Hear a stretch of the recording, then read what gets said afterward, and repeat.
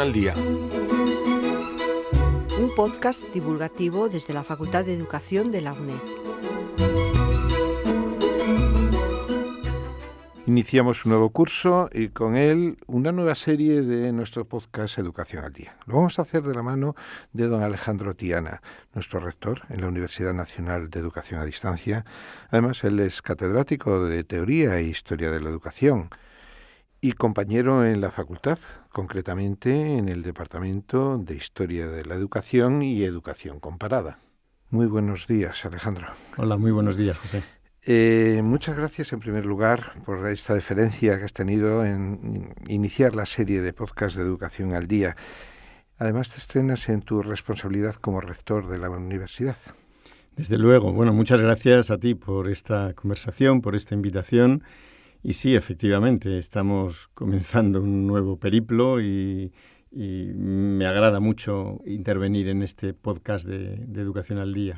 Te deseamos mucho éxito en ello, porque de algún modo todos nos beneficiamos de ese éxito. Muchas gracias. Yo no me resisto a hacer referencia a algunos apuntes de tu currículum, porque es tremendamente extenso, es lógico, dado el nivel y el estatus que en estos momentos alcanzas.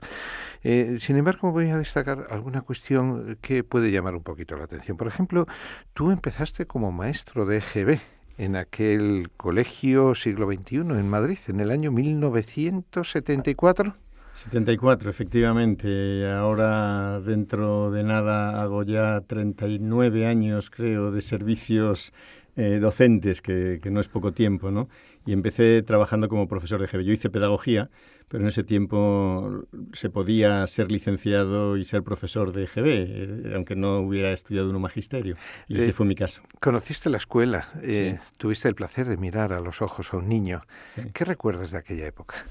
Bueno, para mí fue una época inolvidable. Yo tenía pues como 10 años más que mis estudiantes, más o menos. Yo daba clase a los alumnos del ciclo superior, entonces se llamaba segunda etapa de EGB, por tanto tenían entre 11 y 14 años, más o menos, y yo pues tenía 23, o sea que era más o menos esa la diferencia. Yo aprendí muchísimo, la verdad es que para mí fue un aprendizaje fundamental. Creo que no hubiera llegado a la universidad del mismo modo como profesor si no hubiera tenido la ocasión de conocer el mundo de la escuela desde dentro, ¿no? Y bueno, no solo nunca me he arrepentido, sino que siempre me he sentido muy privilegiado por haber tenido esa experiencia. Luego llegaste a la universidad en torno al 1980. En torno a 1980. Primero llegaste como ayudante en el Instituto de Ciencias de la Educación y luego ya como titular en el Departamento de Teoría e Historia. ¿Cómo viste la universidad en aquel momento? ¿Cómo la ves ahora? ¿Ha cambiado la pedagogía de los años 80 al siglo XXI? Bueno, la UNED concretamente ha cambiado mucho. La universidad en general ha cambiado mucho, pero la UNED desde luego ha cambiado muchísimo. Yo llegué cuando ya tenía unos pocos años de existencia, no muchos, pero en fin, ya tenía un cierto rodaje, pero estaba haciéndose todavía en buena medida, ¿no? Y el Instituto de Ciencias de la Educación, que después, cuando hicimos los estatutos de la UNED, lo transformaríamos en el Instituto Universitario de Educación a Distancia, que sigue existiendo en la actualidad, pues tenía una función muy importante de investigación sobre lo que la UNED era, su alumnado, sus características, de formación del profesorado de la UNED y de desarrollo de todos los medios didácticos al servicio de la universidad, ¿no? Y la verdad es que entonces la educación a distancia era algo peculiar, original, incluso me atrevería a decir, y sin que se entienda mal, como un poco marginal al sistema universitario, ¿no? Y ahora se ha convertido en algo central, o sea, que aquello que nosotros hacíamos de una manera que teníamos casi que justificar que aquello también era enseñanza universitaria, hoy en día está en el corazón de lo que es el sistema universitario. Y yo digo, a veces es hasta objeto del deseo por parte de otros lo que nosotros sabemos, ¿no? Y ese ha sido un cambio fundamental. Luego trabajaste desde el campo de la investigación. La investigación, de algún modo, es la esencia y la razón de ser de la universidad, ¿no? Te moviste en el CIDE, fuiste director y además en el Instituto Nacional de Calidad. ¿Se puede investigar en este país? ¿Se puede investigar en pedagogía? ¿Se puede investigar en educación?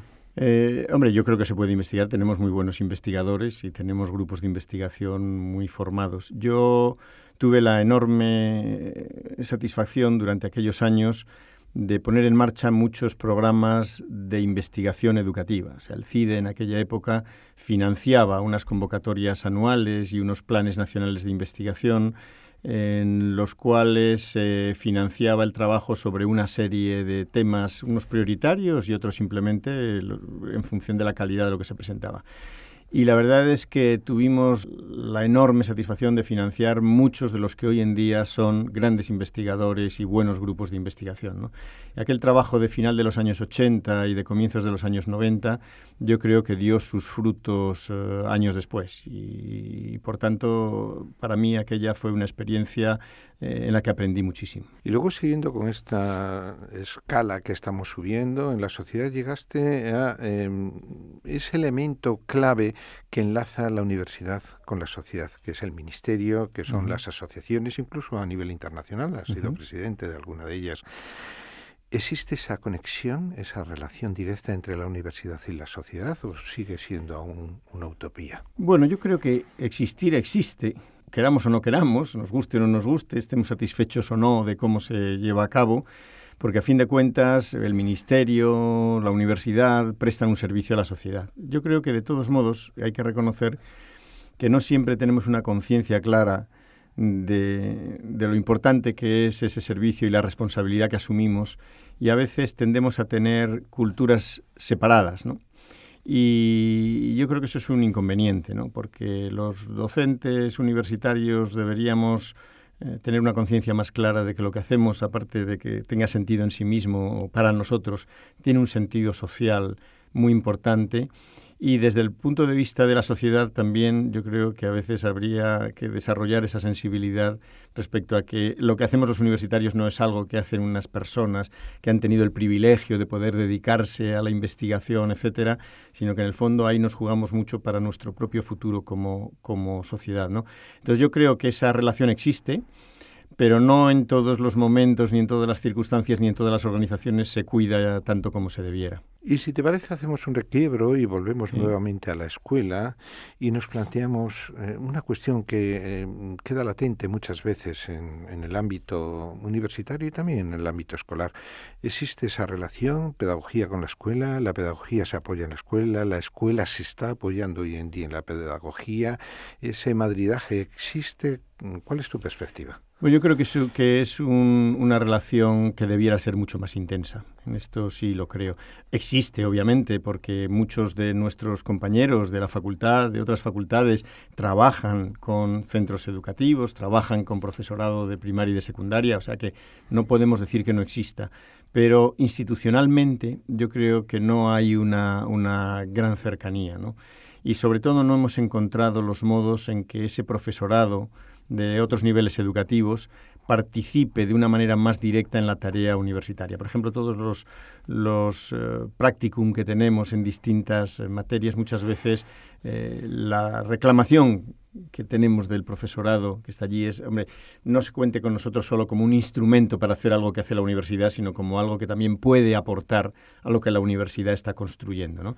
Y por eso digo que creo que hay una relación que habría que fomentar y hacer mucho más estrecha. Y de algún modo yo estoy seguro de que compartimos esa convicción como pedagogos de que estamos transformando la sociedad. ¿Hasta dónde somos capaces de hacerlo, Alejandro? ¿Seremos capaces de hacer que nuestros jóvenes encuentren una sociedad diferente dentro de unos años, gracias precisamente a nuestro bien hacer educativo y pedagógico? Sí, bueno, yo creo que hay una interrelación, ya lo hablábamos antes.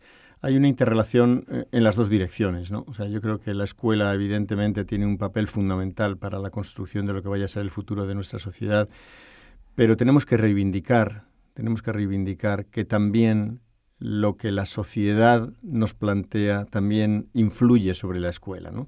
La escuela tiene un enorme potencial transformador, pero a veces le es muy difícil remar contracorriente en un entorno que no siempre participa de los mismos principios, de los mismos planteamientos, incluso me atrevería a decir de los mismos valores, ¿no? Y eso hace que a veces el trabajo de la escuela sea más complicado, incluso a veces que bajemos la guardia o que bajemos incluso las manos ante algunas cosas que se plantean. La escuela puede transformar mucho, pero si no tiene un entorno alrededor que lo favorezca y que lo fomente por sí sola, es muy difícil que cambie la sociedad. En aquellos años que tú te movías por la EGB como maestro, yo estaba entonces en la Escuela de Magisterio. Me gustaría recabar de ti una palabra para estos estudiantes que hoy en día no están en la Escuela de Magisterio, pero estudian el grado de Magisterio, en esos grados de educación infantil y primaria. Ellos atesoran mucha ilusión, mucha esperanza. Creo que una persona como tú es la persona llamada a darles aliento e ilusión en ese sentido. Sí, bueno, yo creo que estamos jugándonos el futuro con lo que hacemos en la educación.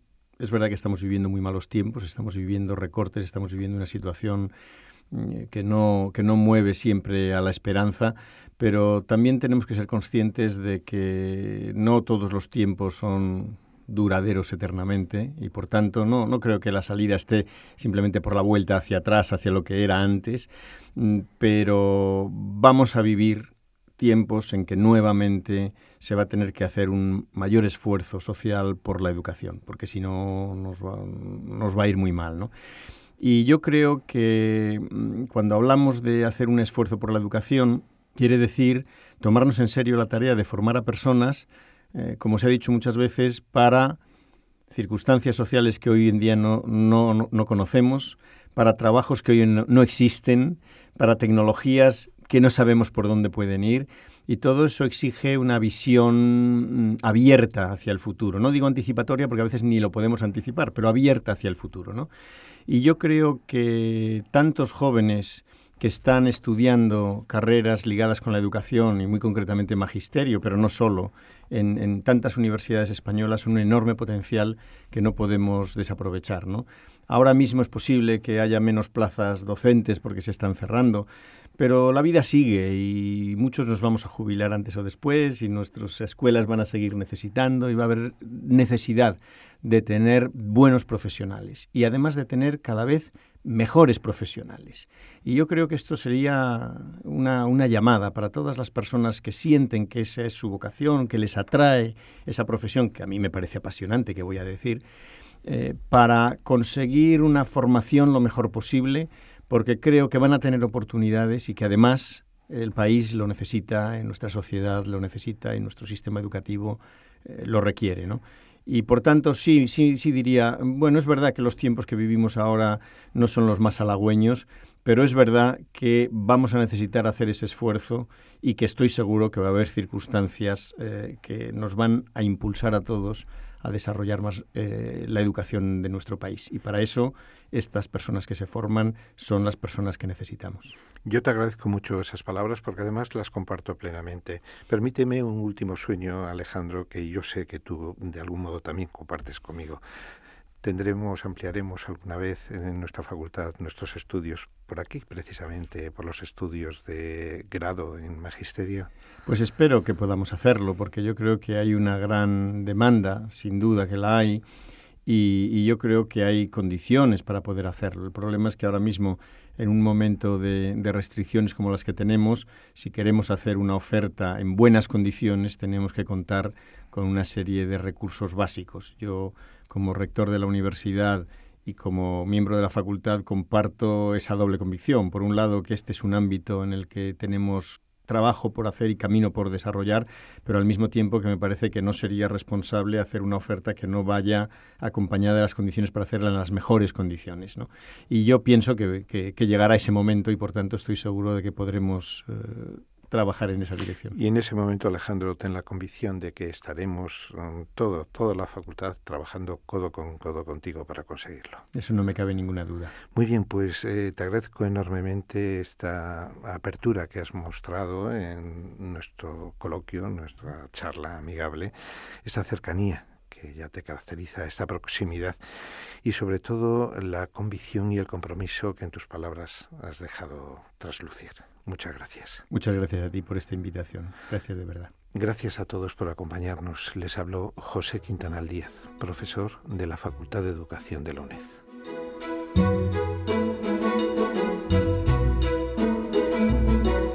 Una producción del CEMAP de la UNED para la Facultad de Educación.